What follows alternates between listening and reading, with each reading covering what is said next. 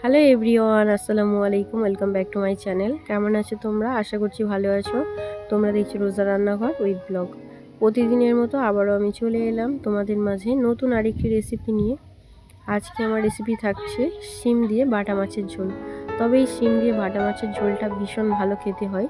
আমি কিভাবে আজকে শিম দিয়ে বাটা মাছের ঝোল বানাচ্ছি, ভিডিওটি স্কিপ না করে শেষ পর্যন্ত দেখতে থাকো। আশা করছি তোমাদের ভালো লাগবে। চলো তাহলে বানিয়ে নিয়ে যাক আজকের রেসিপি।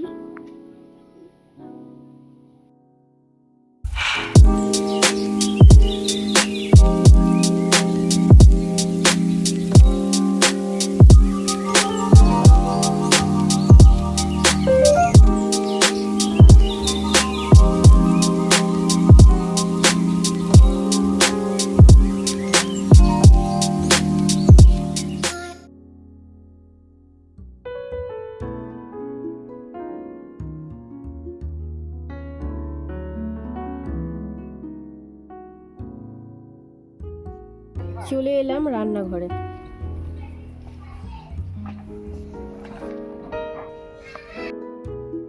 বাটা মাছগুলো বেছে ধুয়ে নিয়ে চলে এসেছি। বাটা মাছ দিয়ে হবে সিম, আলু আর টমেটো।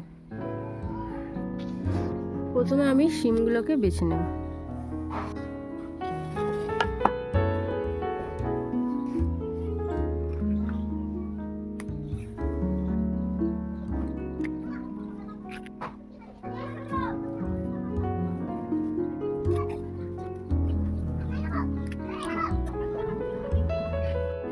আর এখানে আমি নিয়ে নিয়েছি বাগানের তাজা তাজা ধনেপাতা, এই মাত্র তুলে আনা হলো।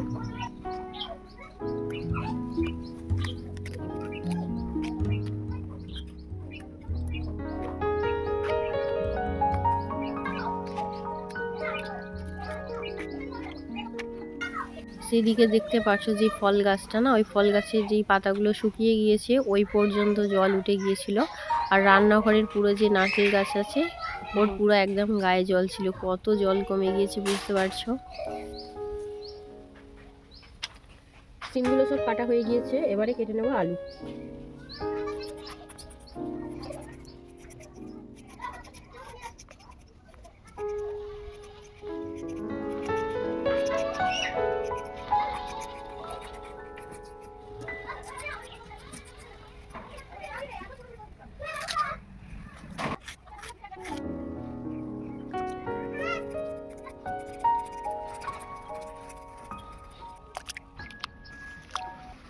আলুগুলো কাটা হয়ে গিয়েছে, পেঁয়াজগুলো এবারে কুচি কুচি করে কেটে নেব।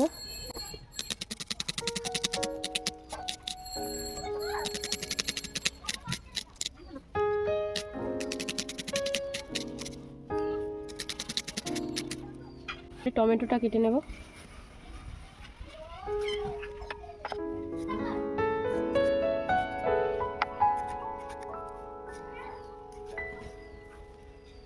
ধনেপাতাগুলো ধুয়ে নিয়েছি, এবারে ধনেপাতাগুলো কুচিয়ে নেব।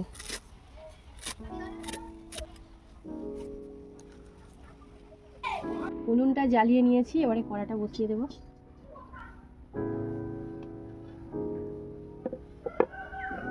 মাছে নুন হলুদ মাখিয়ে নেব। প্রথমে দিয়ে দিলাম অল্প একটু নুন, এবারে দিয়ে দেবো হলুদ গুঁড়ো,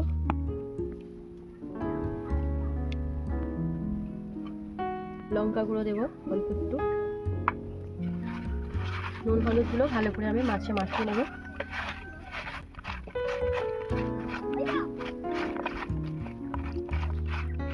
এবারে মাছটা ভেজে নেব।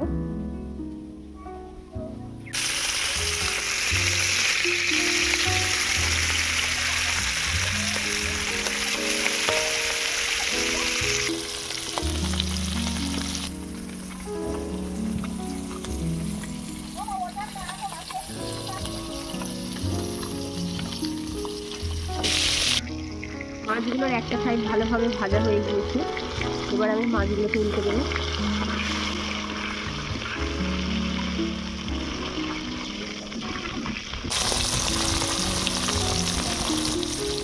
মাছগুলো ভাজা হয়ে গেছে, এবারে তুলে নেব।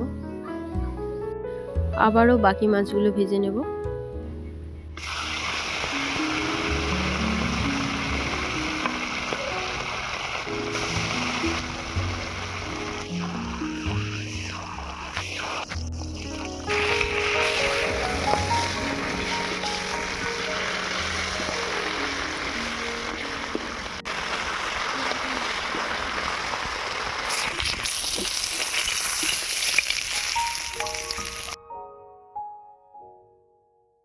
মাছ ভাজা হয়ে গিয়েছে, সব তুলে নিলাম।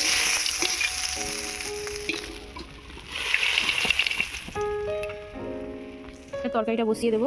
সরিষার তেল দিয়ে দিলাম, দিয়ে দিচ্ছি পেঁয়াজ কুচি।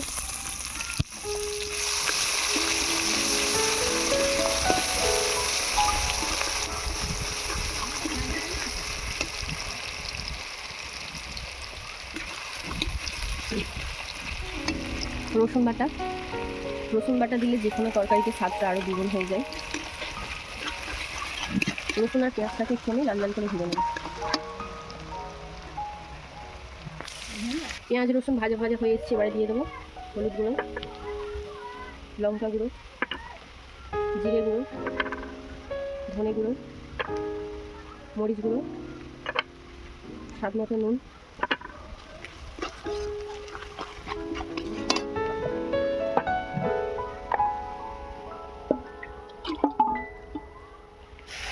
অল্প একটু জল দিয়ে দেবো, মশলাটা যাতে না পুড়ে যায়।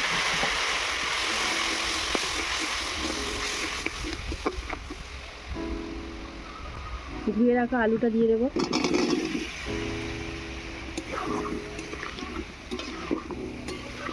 আলুটাকে আমি ভালো করে কষিয়ে নেব।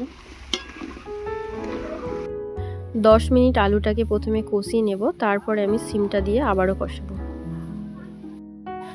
আলুটাকে আমি ভালো করে কষিয়ে নিয়েছি, এবারে দিয়ে দেব ধুয়ে রাখা সিম আর আলুটাকে আবারও আমি খুব ভালো করে কষিয়ে নেব। তরকারি কি বলতো, যত কষাবে ততই তরকারির স্বাদটা বেশ ভালো হয়। অল্প একটু কষিয়ে জল দিয়ে দিলে তরকারি অতটাও স্বাদ আসে না। সবজি বলো, যে কোনো কিছুই বলো না কেন, ভালো করে একটু কষাতে হবে। কষানোটাই তরকারির মধ্যে ইম্পর্টেন্ট একটা পার্ট বলতে পারো। আলু আর সিম ভালো করে কষিয়ে নিয়েছি, এবারে দিয়ে দেব পরিমাণ মতো জল।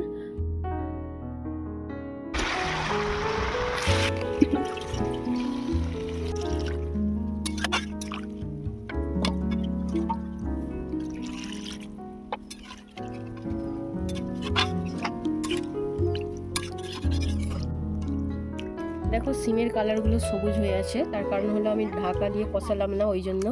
ঢাকা দিয়ে দিলে সিমটার একটু কালারটা চেঞ্জ হয়ে যায়, ওই জন্য আমি ঢাকা দিলাম না। একটু সবুজ সবুজ থাকলে দেখতে বেশ ভালো লাগে। পরিমাণ মতো জল দিয়ে দিয়েছি, এবার ঢাকা দিয়ে সেদ্ধ করতে দেবো।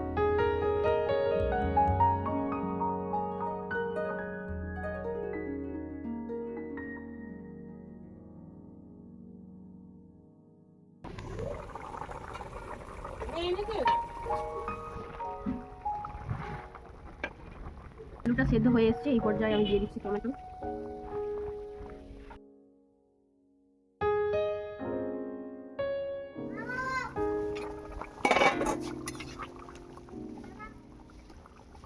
সবজিগুলো সব সেদ্ধ হয়ে গিয়েছে, এবারে মাছগুলো দিয়ে দেবো।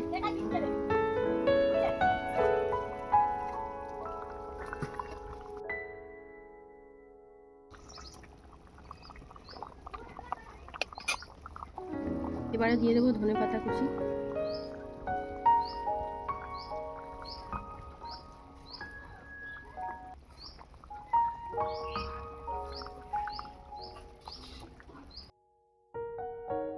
ঢাকা দিয়ে দেবো, 2 মিনিট পর নামিয়ে নেব।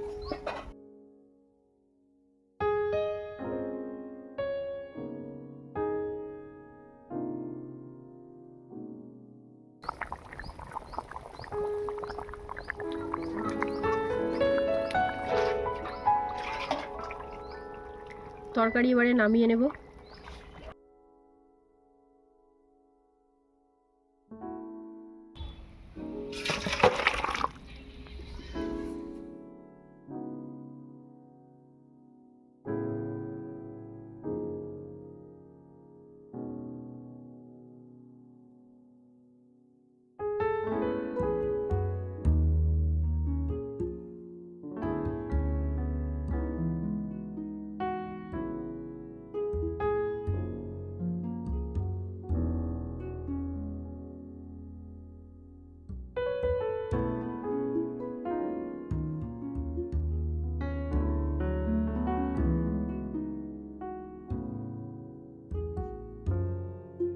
আমার আজকে সিম আলু মাছের ঝোল তোমাদের কেমন লেগেছে অবশ্যই কমেন্টে জানাবে। যদি আজকের রেসিপি ভালো লেগে থাকে লাইক কমেন্ট শেয়ার সাবস্ক্রাইব করে আমার পাশে থেকো। আর যারা ফেসবুক থেকে দেখছো অবশ্যই আমার পেজটা ফলো করে দিও। দেখা হচ্ছে আবারও নেক্সট অন্য কোনো রেসিপির সাথে। ভালো থেকো, সুস্থ থেকো, পরিবারের খেয়াল রেখো। বাই, আল্লাহ হাফেজ।